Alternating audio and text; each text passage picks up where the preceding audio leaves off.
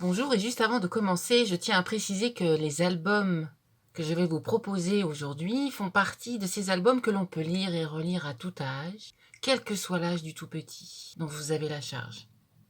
Je dirais même plus, pour l'avoir observé à bien des reprises, les enfants aiment retrouver ces albums, se les faire lire encore et encore, voire même les lire par eux-mêmes quand ils le peuvent, juste pour le plaisir de retrouver un moment, une saveur, une caresse langagière, une gourmandise. Mais si vous avez un choix à faire, et je sais que vous avez, pour des raisons budgétaires, souvent un choix à faire, eh bien pour les bébés en particulier, vous pourrez vous inspirer de la sélection qui suit.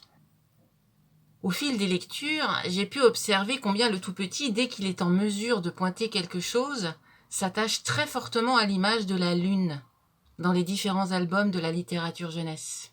À tel point que parfois, la lune devient le personnage principal, l'objet de toutes les attentions, le lien que choisit l'enfant pour sa lecture. La lune, surtout quand elle est pleine et ronde et lumineuse, symbolise la féminité, la fécondité, les cycles vitaux qui se succèdent à l'infini.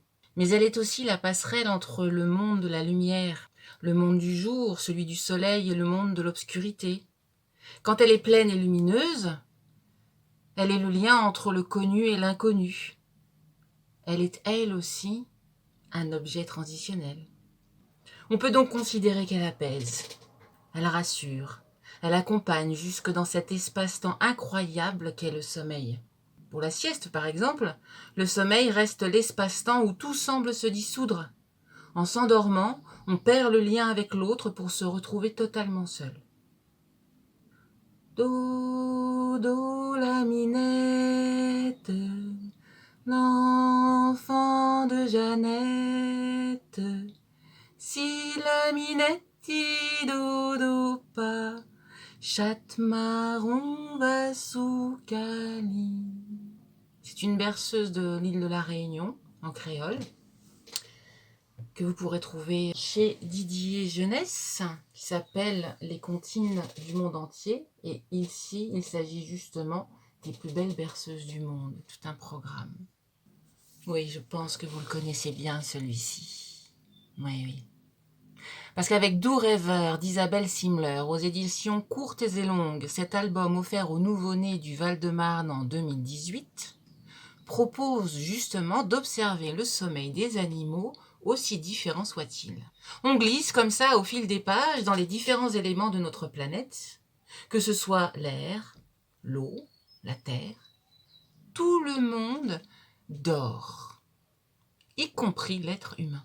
Parfois, les adultes craignent que cet album de 76 pages soit trop long pour un tout petit.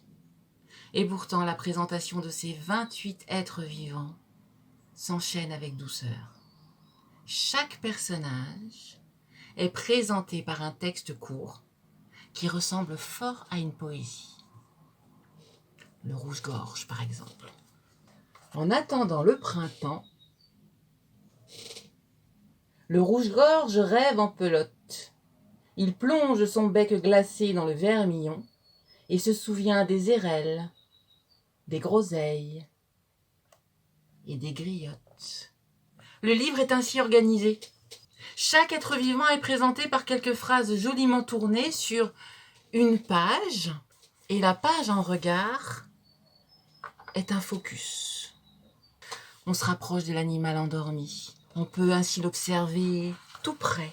On pourrait presque le caresser.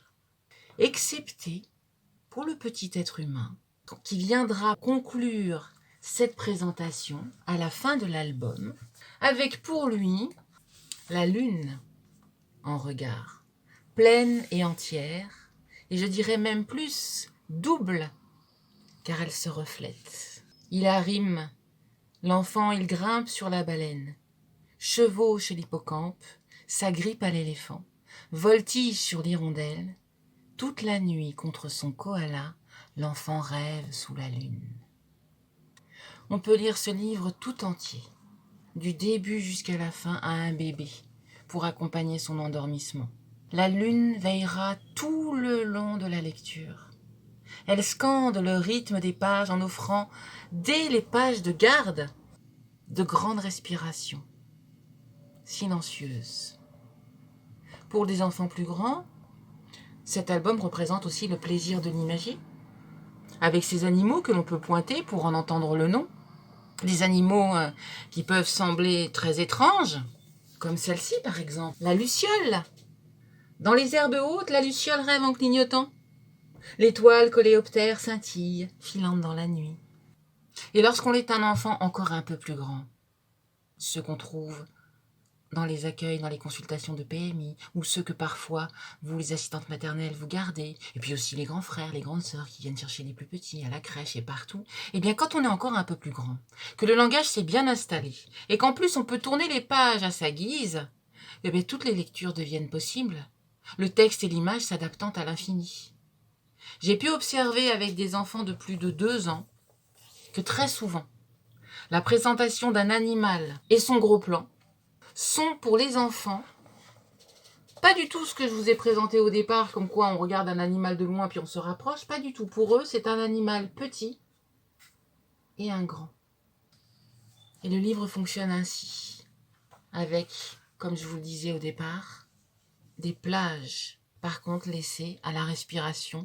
Sur ces doubles pages-là, en général, c'est une bulle de silence et de contemplation. Ah,